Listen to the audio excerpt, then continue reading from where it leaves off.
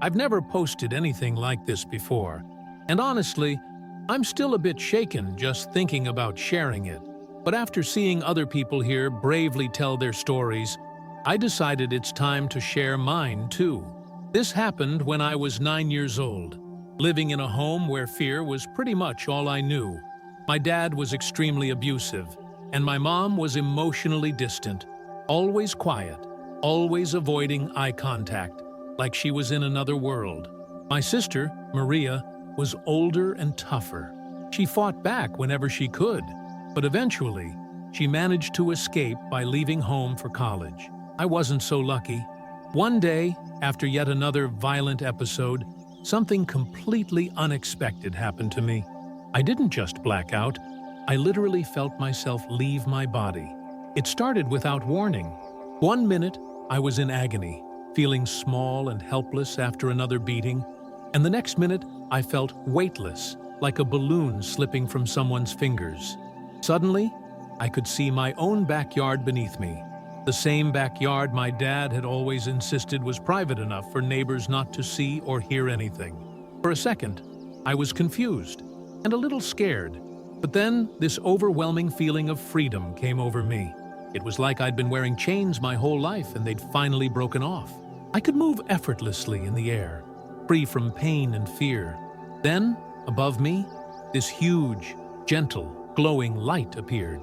Not blinding, not harsh, but comforting, warm, and alive. And instantly, somehow, I knew exactly what it was. It felt like God.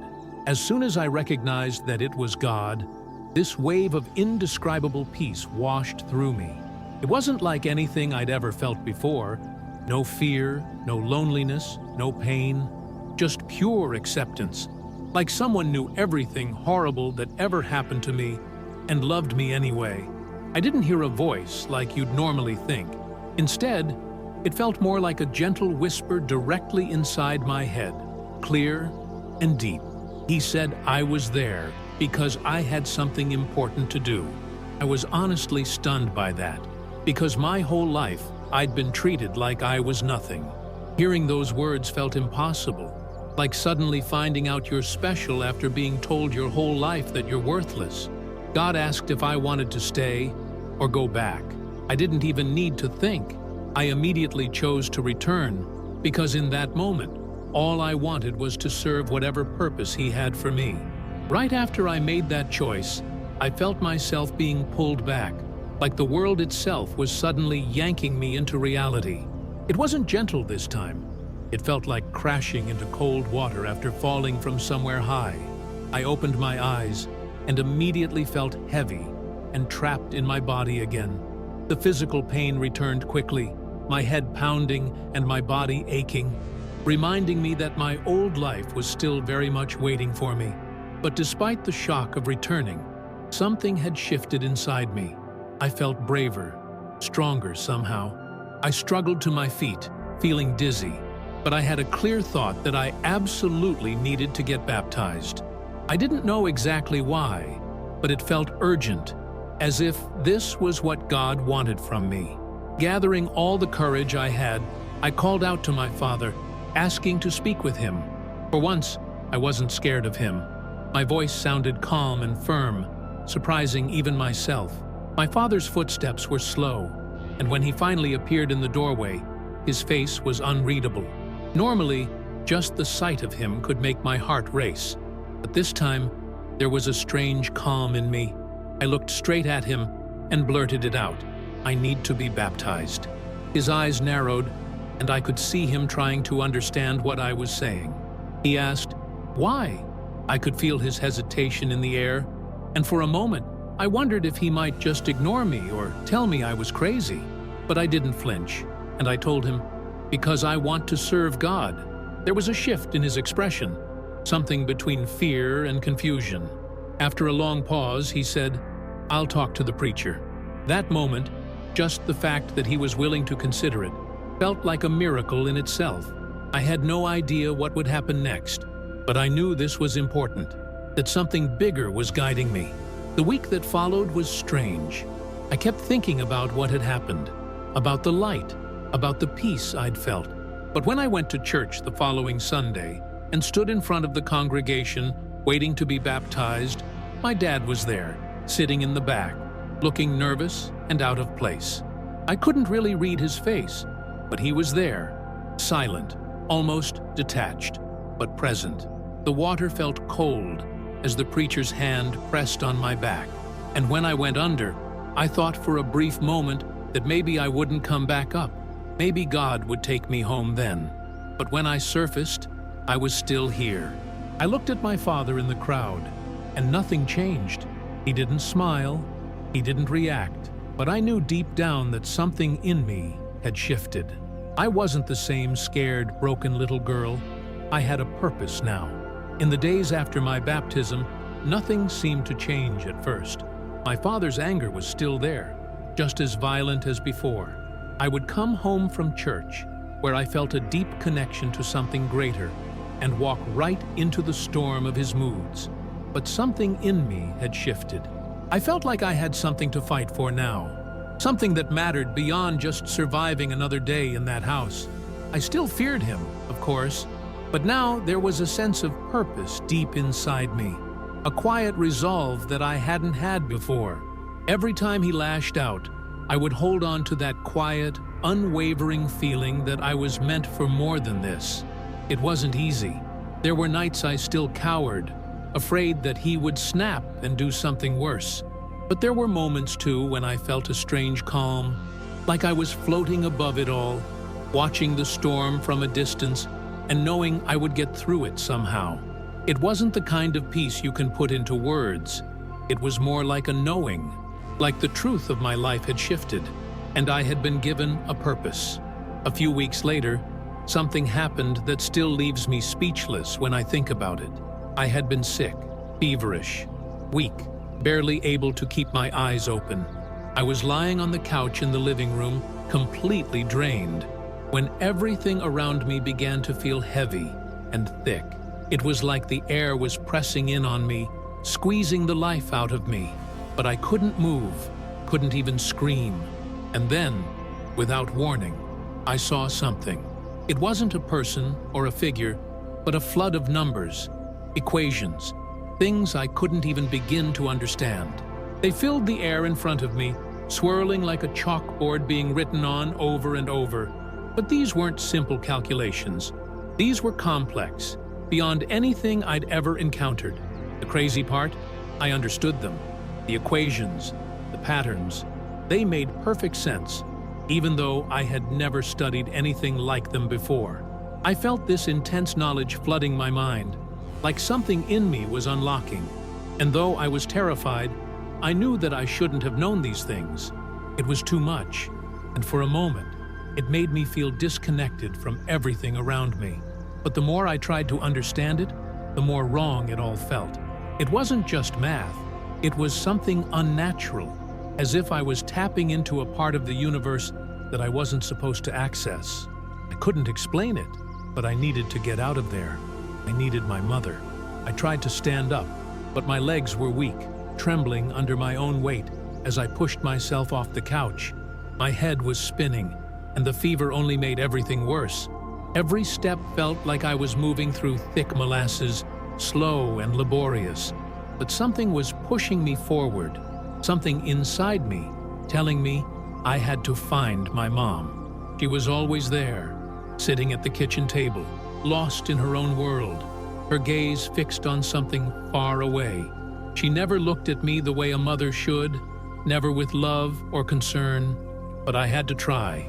I staggered toward the kitchen, my vision blurry, my hands shaking as I reached for the door frame, barely able to stay on my feet.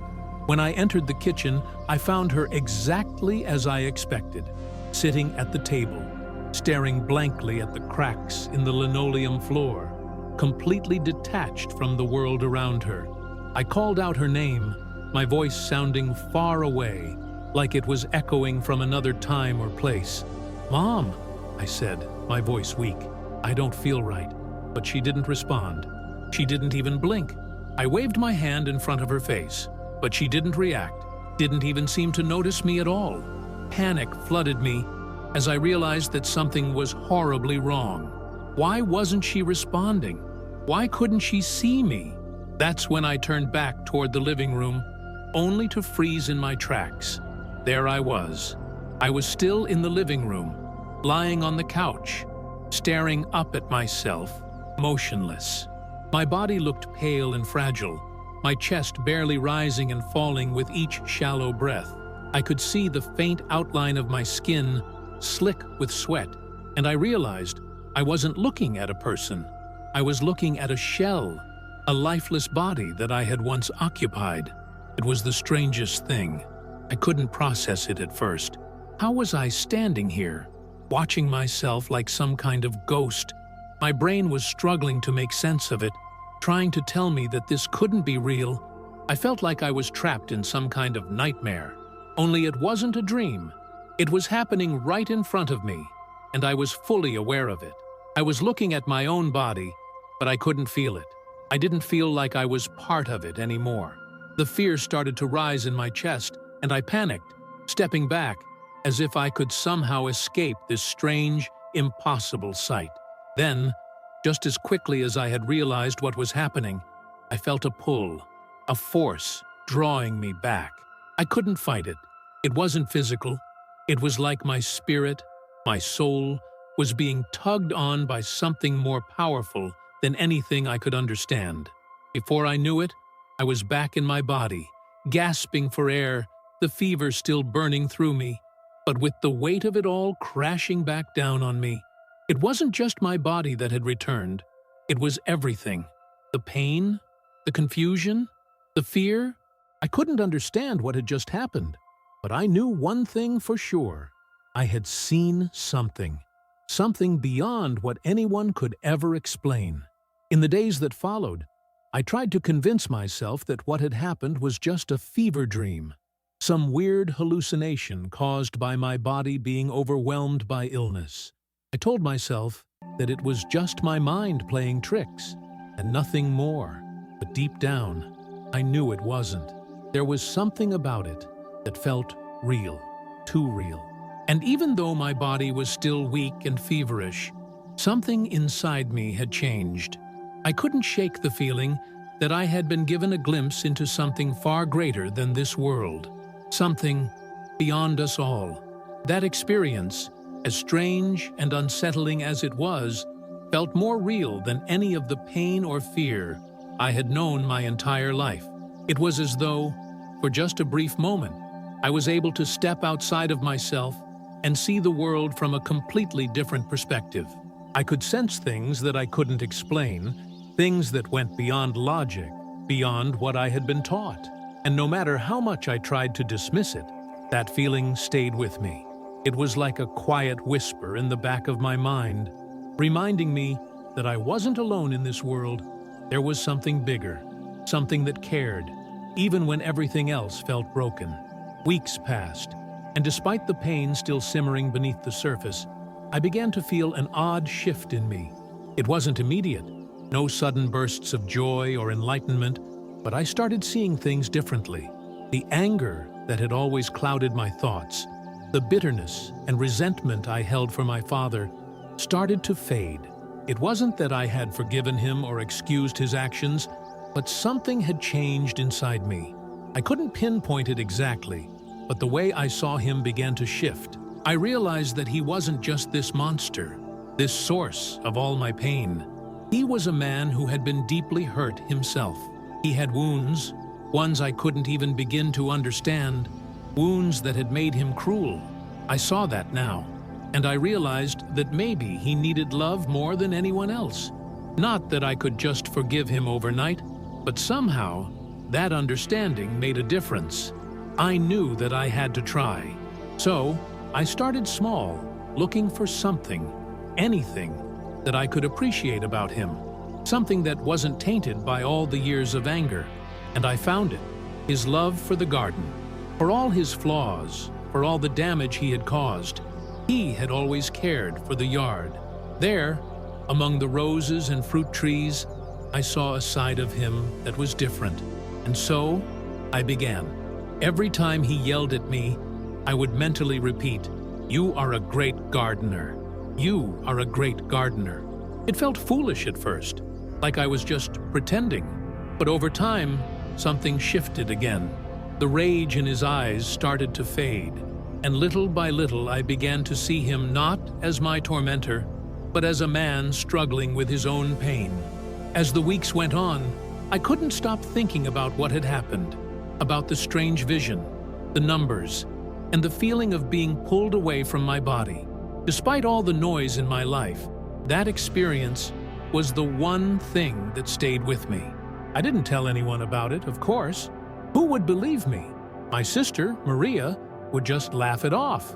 And my mom, well, she wouldn't have even noticed. I could barely bring myself to even process it fully. It felt like I had witnessed something too big to share, something that didn't belong in my everyday life.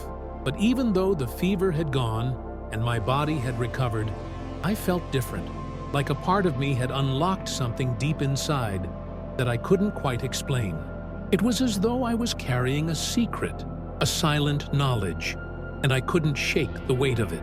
No matter how much I tried to distract myself by reading, by trying to forget, I kept thinking about how, for a moment, I had been somewhere beyond all this pain, beyond the confines of my terrible home, beyond the cruelty I'd lived through. It was like I'd touched something divine, something bigger than I could comprehend. And even though I couldn't fully grasp it, I couldn't ignore the feeling either. It was there, constantly pulling me back, reminding me that this world, this pain, wasn't all there was. And then, everything changed when I started to look at my father differently. I'll admit, it wasn't easy. It took me a long time before I could even consider that he wasn't just a monster, a figure of pure evil who had done nothing but hurt me. But I realized that for the first time in my life, I was seeing him in a way I never had before. Not just as the man who had terrorized me, but as a person who had been hurt in ways I could never imagine. It was like I had a moment of clarity, where I could see that his cruelty didn't just come from nowhere. It wasn't an inherent part of who he was. He had been shaped by his own pain, his own brokenness. It was hard to accept at first, but once I did, it changed everything. I started thinking about how people hurt others when they're hurting themselves, how they lash out because they don't know any better, because they've never been shown love. My father, for all his faults, had never been shown love in a way that would teach him how to love others. And that, in some twisted way, made me feel sad for him. I didn't forgive him, not right away at least, but I began to see him through a different lens. Instead of feeling consumed by hatred every time he raised his voice or his fist, I tried to focus on one small thing I could appreciate about him. And to my surprise, I found it. It wasn't anything huge or dramatic, just his love for the garden. Despite everything, despite all the damage he'd caused, he had always taken great care of our yard. It wasn't perfect, but it was his. He had planted the roses, the fruit trees, and the flowers, and he cared for them as if they were his only source of peace. And I realized that, despite everything, he had some good in him, even if it was buried deep. So, every time he yelled at me or hit me, I made a choice. I would ignore the cruelty, and in my mind, I would say over and over again, "You are a great gardener. You are a great gardener." It felt silly at first, like I was playing a game with myself, but the more I did it, the more I began to notice a change in him. His anger started to soften, his eyes lost some of their sharpness, and I could feel a shift, even if it was tiny. It wasn't immediate, and it wasn't a miracle, but it was a start, and that was enough for me. The more I focused on that one small thing, the more I realized that maybe, just maybe, I wasn't supposed to just forgive him. Maybe I was supposed to understand him. Maybe that was the key to breaking the cycle of violence that had been my life for so long. As time passed, I found myself constantly reflecting on what had happened to me, especially that experience where I left my body, seeing myself lying on the couch and witnessing my mom's unresponsiveness. It was like I couldn't escape it. Even when I tried to distract myself with books, or by going about my day-to-day life, I kept thinking about that moment, about how I had seen beyond the veil of this life and touched something so far beyond the pain I had known. The more I thought about it, the more real it felt. It wasn't just a fever dream. It couldn't have been. There was no way my mind could have created something that vivid, that strange, that filled with such a raw and profound sense of truth. I knew, deep down, that something had changed within me. I had been shown a glimpse of something bigger, something beyond the suffering of this world, and it was like a door had been cracked open just enough for me to see what lay on the other side. The weight of that knowledge, of knowing there was a greater purpose for me, that there was love and peace in the universe beyond the chaos, was almost overwhelming at times. But it wasn't just the experience itself that stayed with me. It was the feeling that had come with it, the sense that I wasn't truly alone. No matter how much pain I had experienced, there was a force, a presence that cared for me, that saw me for who I truly was, something I had never felt from anyone in my life. It was in the months after my baptism and those strange, unsettling experiences that I began to notice the shift in myself. I wasn't sure how to explain it, and I couldn't put it into words that made sense, but something deep inside me had begun to soften. I wasn't as angry all the time. I wasn't as fearful. It was like a layer of bitterness had been peeled away, exposing something raw and vulnerable beneath it. And as this transformation occurred within me, I began to look at my father differently, completely differently. It wasn't something I planned or consciously tried to do. It just happened, naturally. For so long, my father had been the embodiment of everything that hurt me, everything that made me feel small and insignificant. Every time he raised his voice, every time his fists came down, it felt like the world itself was turning against me. I hated him. I resented him. But as the weeks passed and I tried to make sense of everything I had experienced, I started seeing him through new eyes. I realized that my father, as cruel and abusive as he was still a man with his own pain, his own wounds. It was almost as if I had been given the ability to look beyond the surface, beyond his rage and violence, and see the brokenness that had shaped him. This wasn't some simple moment of forgiveness or even understanding. It was deeper than that. I realized that he wasn't just this monster. He was someone who had been hurt in ways I couldn't imagine. Someone who had never known love the way I had come to understand it. He had never been shown how to love himself, let alone how to love anyone else. His anger wasn't born out of cruelty. It was born out of his own wounds, his own fears. That realization didn't excuse his behavior, and it didn't mean I could just let him off the hook for everything he had done. But it shifted something inside of me.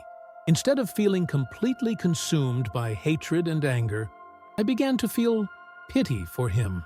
In a way, I started to see him as a man lost in his own darkness, a man who had never been given the chance to heal.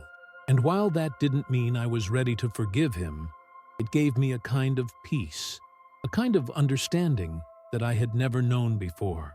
As I continued to process all of this, I made a decision, something that, at first, felt small, but quickly became a huge part of my journey.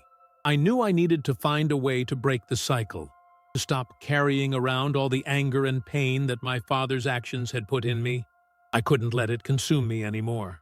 And even though I wasn't ready to say the words to him, to tell him that I forgave him or that I loved him, I realized I could start by showing him something different, something that wasn't based on fear or hatred. I decided to focus on one thing, just one, that I could appreciate about him. It seemed so simple, but I could see it clearly in my mind. His love for the garden. Despite everything, despite how broken and cruel he could be, there was one place where he found peace. The roses, the fruit trees, the flowers, these were his sanctuary. He took care of them like they were the most important thing in the world to him. And as strange as it might sound, that one act of caring for something, no matter how small, began to shift something in me. Every time he lashed out, every time his anger threatened to engulf me, I repeated the same thought in my mind: "You are a great gardener." It wasn't easy at first. It felt awkward, almost forced, like I was trying to convince myself of something that wasn't true. But I kept doing it, every time the anger flared up, every time he raised his voice.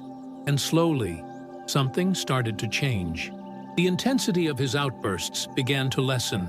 His anger, though still there, became less frequent. And it was almost as if, by focusing on that one good thing, I had started to see him as more than just a monster. He was still my father, the man who had hurt me. But now I saw him as a man who had his own struggles.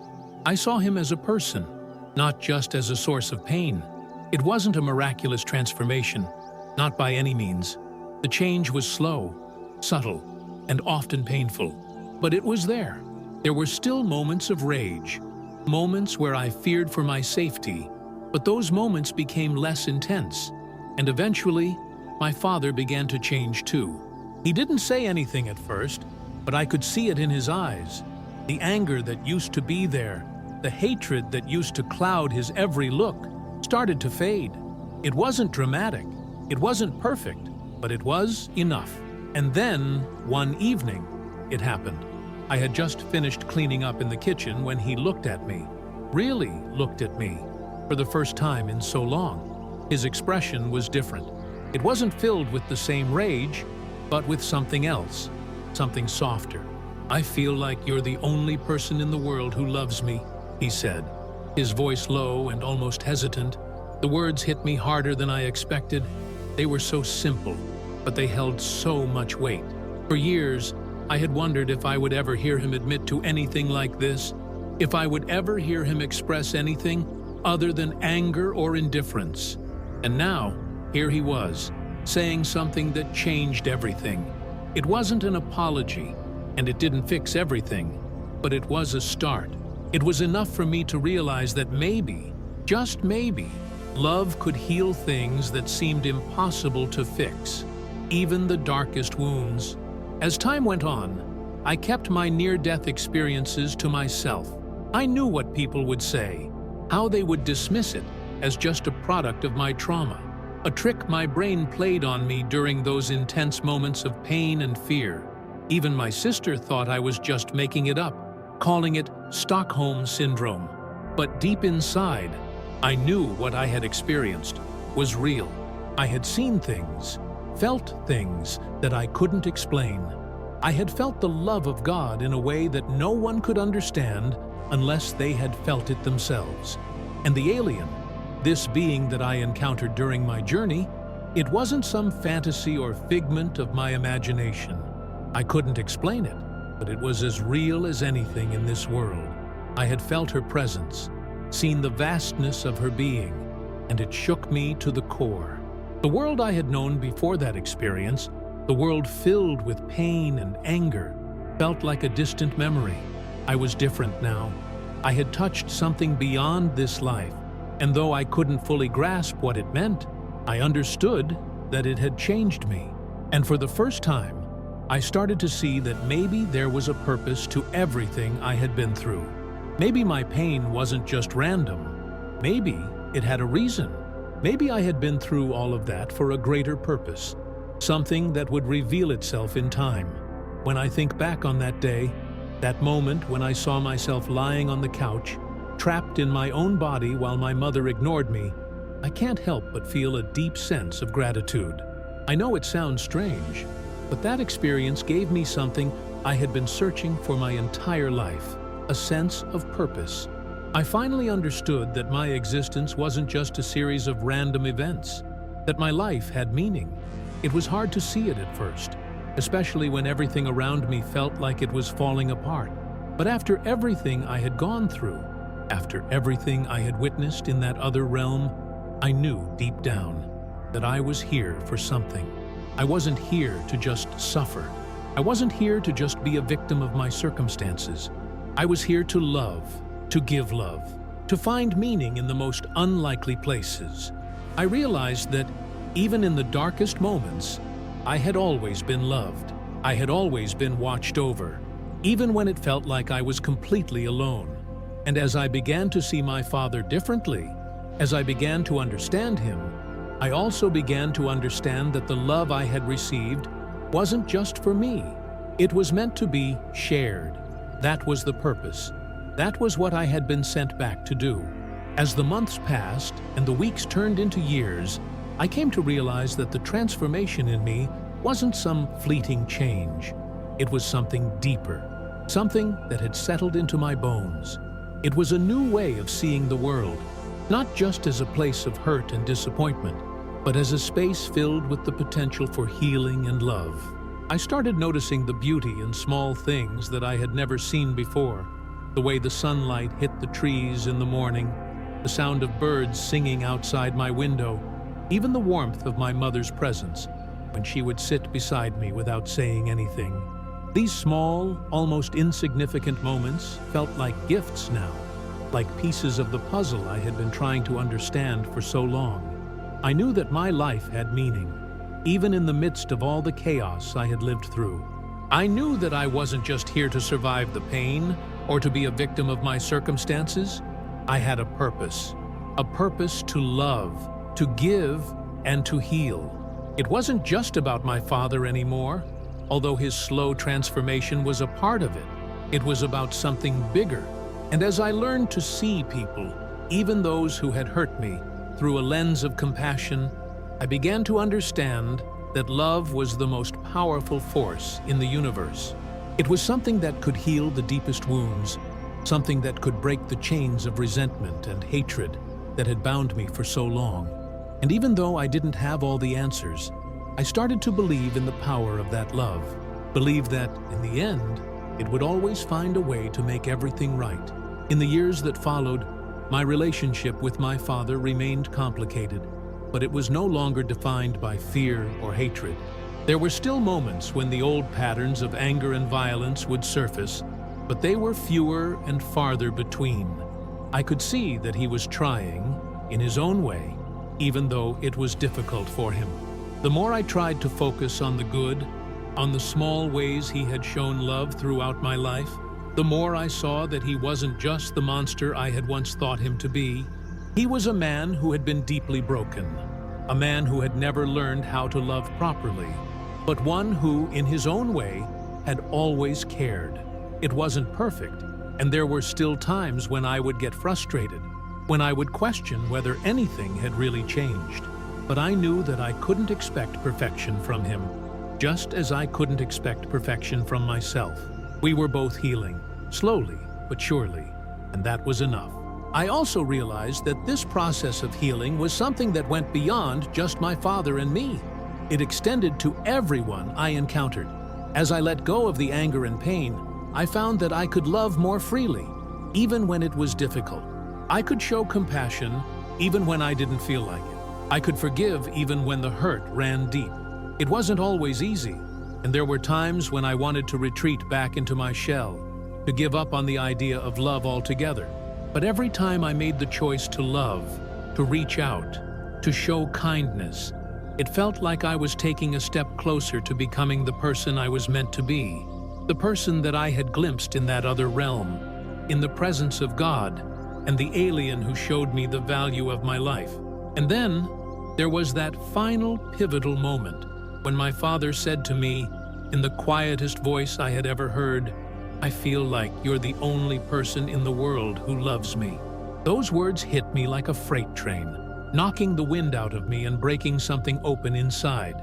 For so long, I had wished for him to say something, anything, to show me that he understood, that he was sorry for the years of abuse, for the way he had treated me. But this wasn't an apology. It wasn't an excuse. It wasn't even a full expression of remorse. But it was a beginning.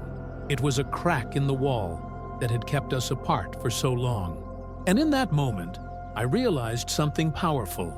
Love doesn't always look like what we expect it to. It's not always a grand gesture or a confession. Sometimes it's quiet. Sometimes It's just a small acknowledgement, a glimmer of recognition that we're not alone in this world. And that's what I had been waiting for. Not perfection, not an apology that could fix everything, but the simple truth that love is real. Even in the darkest places, even in the most broken relationships, love can still be found. It might take time, and it might not always look the way we think it should, but it's always there, and that was enough for me. As I continue to reflect on everything that happened, I realize that I have come to understand life in a completely new way. It's not just about the hardships we face or the pain we endure. It's about the love that sustains us through it all. It's about the connections we form, the forgiveness we give, and the ways we allow ourselves to grow, even in the face of trauma. My near-death experience, those moments of feeling free from my body, of witnessing the divine presence of love, were not just isolated events. They were a part of a larger journey, one that I'm still on. I've learned that life isn't about having all the answers. It's about embracing the mystery and the uncertainty and choosing to live with love and purpose, even when it's hard. I know now that I have a purpose, that I am here to share love, to heal, and to help others see the light in themselves, even when they feel lost. I can't explain everything that happened to me in the traditional sense, and maybe I never will, but I do know that the journey of love is the greatest one we can take. It's the one that makes everything worth it. And that is a truth I hold on to, even on the hardest days.